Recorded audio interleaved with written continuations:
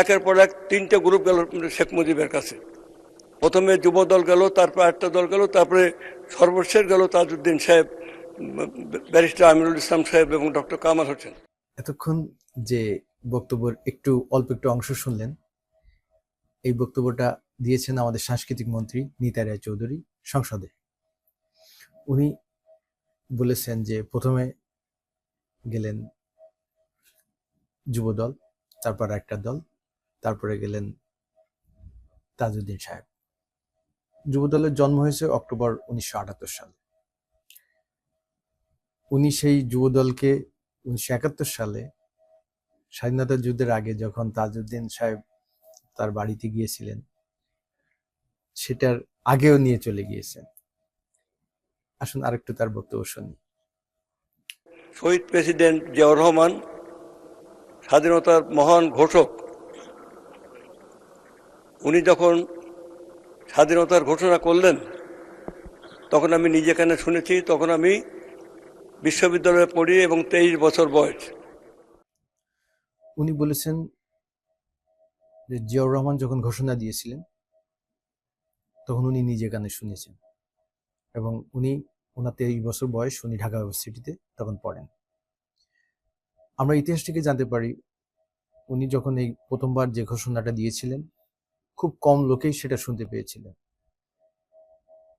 খুবই কম লোক। এবং দ্বিতীয়বার উনি আবার এই একই ঘোষণা দিয়েছিলেন। আমাদের নেতারা চৌধুরী 23 বছর বয়সে ওই খুব কম লোকগুলোর ভিতরে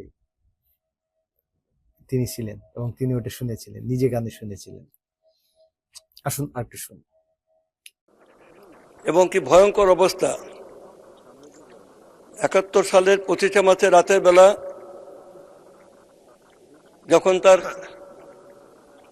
ইয়াকা চলে গেছে, তার আগে সন্ধ্যার সময় কাউকে না বলে পাকিস্তানে ভুট্টো কয়েকদিন আগে চলে গেল। অর্থাৎ 7ই মার্চের পরে 15ই মার্চ থেকে লাগাতার 10 দিন হোটেল ইন্টারকন্টিনেন্টালে আলোচনা হচ্ছিল।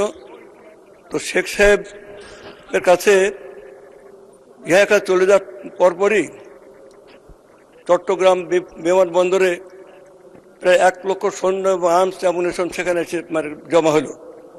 সন্ধ্যার পরে ছড়িয়ে পড়লো যে আজকে রাত্রেই পাক বাহিনী ক্র্যাকডাউন করবে, এবং ঠিক সেই কারণে একের পর এক তিনটে গ্রুপ গেল শেখ মুজিবের কাছে। প্রথমে যুব দল গেল, তারপর একটা দল গেল, তারপরে সর্বশেষ গেল তাজউদ্দিন সাহেব, ব্যারিস্টার আমিরুল ইসলাম সাহেব এবং ডক্টর কামাল হোসেন। এরা বললো যে আপনি এখনই বেরিয়ে আসেন, আজ রাতেই আপনাকে অ্যারেস্ট করবে। উনি বললেন তোরা যা, তোরা পালা, আমি ওদের কাছে ধরা দিই। আমি ধরা না দিলে পাক বাহিনী ঢাকা শহর পুড়িয়ে দেবে। এই যে আমি ধরা দিই, এই ধরা দেওয়ার শব্দটার অর্থ হচ্ছে ইট ইজ ভলেন্টারিলি সারেন্ডার করা। অর্থাৎ পাক বাহিনীর কাছে স্বেচ্ছায় উনি ধরা দিলেন।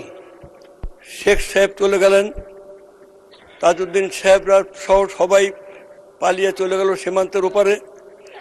এবং যখন উত্তাল বাংলাদেশের রাজনীতি, যখন সারা দেশে যুদ্ধ এবং বিদ্রোহ চায়, ঠিক সেই সময় মানে এই অসহায় জাতি চারিদিকে যেভাবে ছড়িয়ে পড়লো, তখন জিয়াউর রহমান ঘোষণা করলেন আই রিভল্ট, আমি বাংলাদেশের স্বাধীনতা ঘোষণা করছি।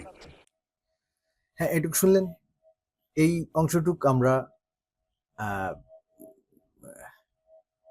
তাজউদ্দিনের কন্যা শিমিন রহমানের পিতা নেতা ও পিতা নামক বইয়ে এই অংশটুকু আমরা পাই। এখানে এরকম লেখা আছে, কিন্তু ওখানে উনি একটু সুন্দর করে যুব দলের কথা ঢুকিয়ে দিয়েছেন। আমি জানি না যুব দলের কথা ওখান থেকে ঢুকিয়ে দিয়েছেন কোত্থেকে। ইতিহাস বিকৃতি। একজন মন্ত্রী পবিত্র সংসদে দাঁড়িয়ে উনি মিথ্যা কথা বলছেন।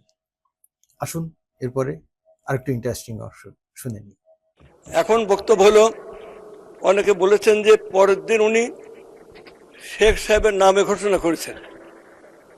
শেখ সাহেবের নামে ঘোষণা করা যদি করে থাকেন সে তো অন্যায় কিছু না, কারণ তাকে তো সবাই বলছে যে তিনি স্বাধীনতার, তিনি হচ্ছেন আমাদের মানে স্থপতি।